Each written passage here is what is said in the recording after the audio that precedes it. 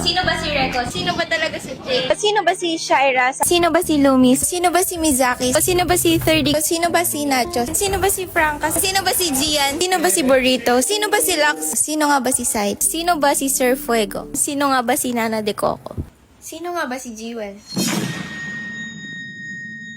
Ako nga pala si Jewel. Mahilig ako ng bata mag-drawing and yun yung kinalakihan ko. Lahat sinasalihan ko. Kailangan top 1, valedictorian, ganyan. Hanggang sa nag-pageant.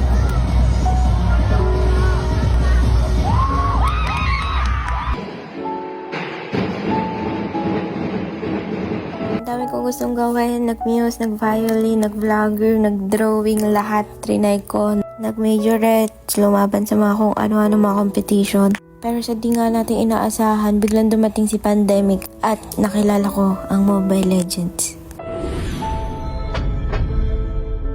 Dito ako guys, sobrang naging masaya. Kaso sumobra ako at naabuso ko yung katawan ko kaya pinatigil ako sa paglalaro.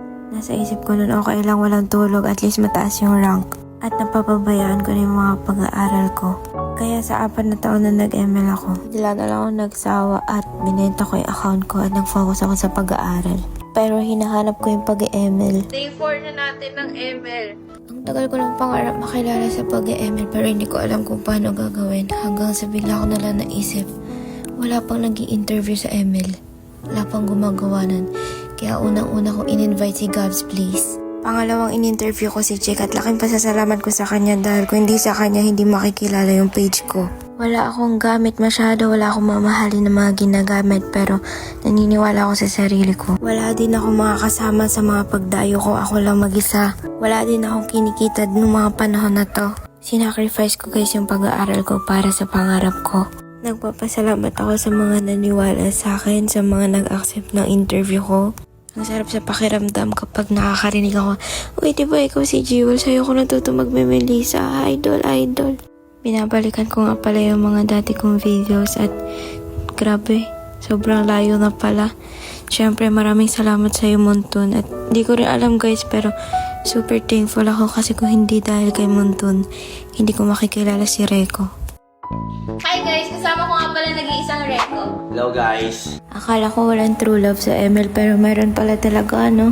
Pasensya na kayo kung hindi na ako nakakapag-live masyado dahil nung mga nakaraan, grabe yung naging impact sa akin. At thankful ako dahil nandyan si Reco, siya lang yung kaisa-isa nagtatanggol sa akin.